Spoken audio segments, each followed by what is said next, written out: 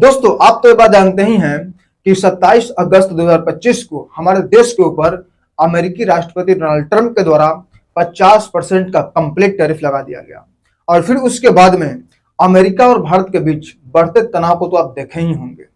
लेकिन उसके बाद 17 सितंबर यानी कि हमारे देश के प्रधानमंत्री नरेंद्र मोदी जी का जन्मदिन आया और उस दिन अमेरिकी राष्ट्रपति डोनाल्ड ट्रंप जी सबसे पहले हमारे देश के प्रधानमंत्री नरेंद्र मोदी जी के पास कॉल किया और जन्मदिन की बधाइयां दी और बहुत सारी बातें हुई। और फिर उसके बाद में अमेरिकी राष्ट्रपति डोनाल्ड ट्रंप जी ने सोशल मीडिया पर ये लिखते हुए बोले कि आज मैंने अपने बहुत जिगरी दोस्त से बात किया है, बहुत अच्छा लगा।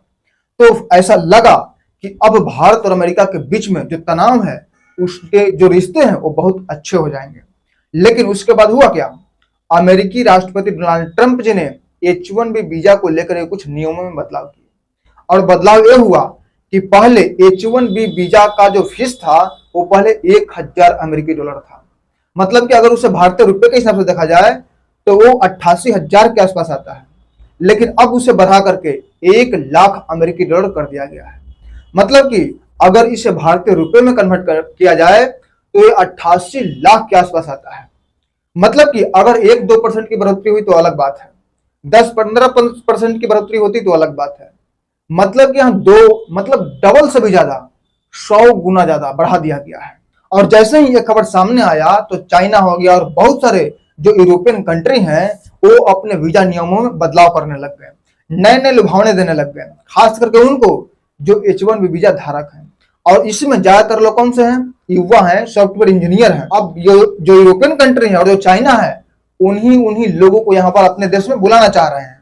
तो आज की इस वीडियो में हम यही समझेंगे कि आखिर अमेरिका ऐसा क्यों कर रहा है और क्या कारण है कि अमेरिका वहां से उन लोगों को निकाल रहा है, मतलब इनडायरेक्टली तौर पर वहां से विदेशियों को भगा रहा है। और आप लोगों को बता दूं कि अमेरिकी राष्ट्रपति डोनाल्ड ट्रंप जो एक काम कर रहे हैं तो निश्चित तौर पर अमेरिकी इतिहास में वो अपने आप को सबसे गंदा और घटिया क्वालिटी के राष्ट्रपति में अपना नाम दर्ज करेंगे।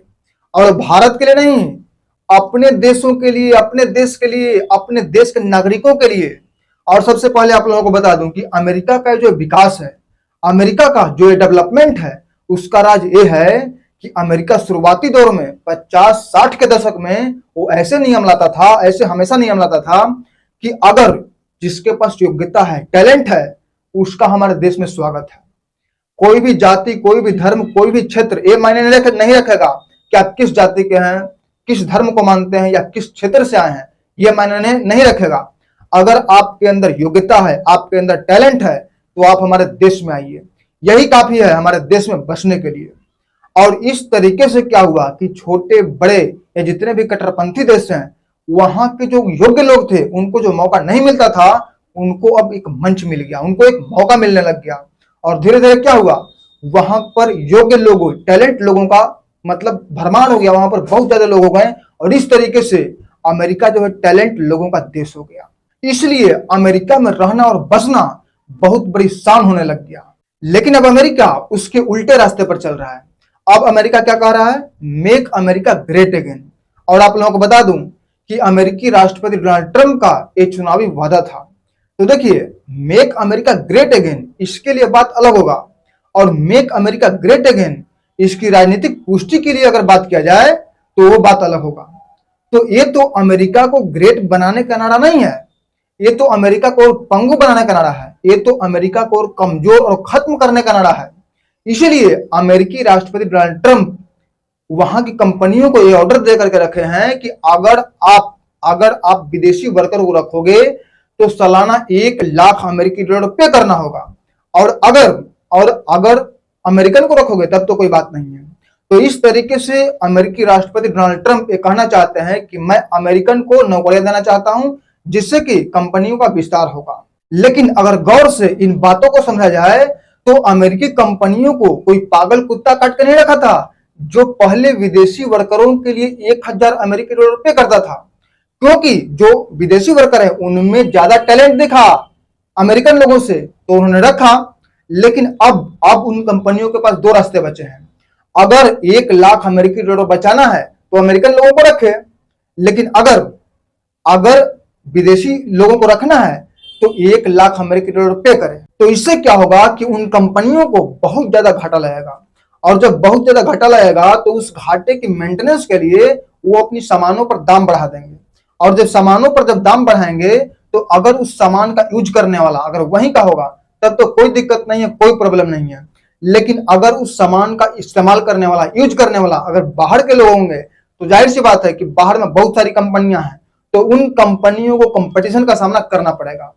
तो इस तरीके से इस चीज को चाइना और जो यूरोपियन कंट्री है वो समझ गए हैं।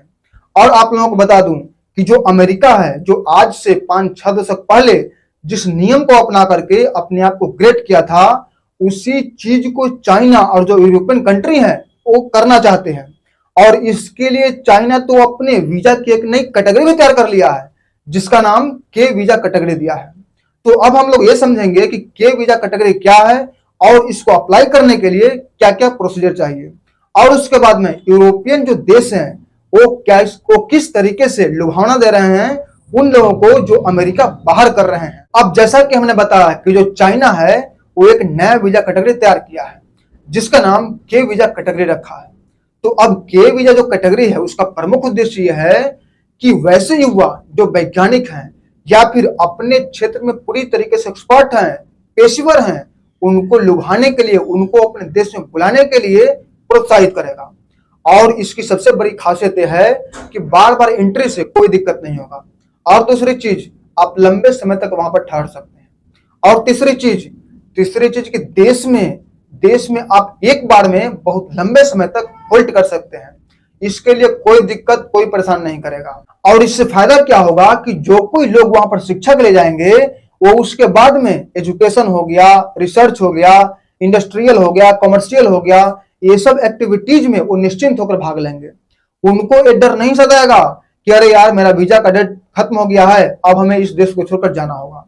ये डर उनको नहीं सताएगा, वो निश्चिंत होकर वहां पर रहेंगे, वहां पर काम करेंगे, वहां पर रिसर्च करेंगे, कोई खोज करेंगे। तो इससे क्या होगा, चाइना को ही फायदा होगा।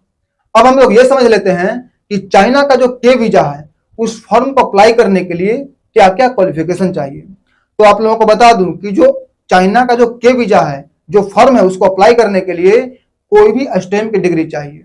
अब स्टेम की डिग्री क्या होता है इसको समझ लेते हैं।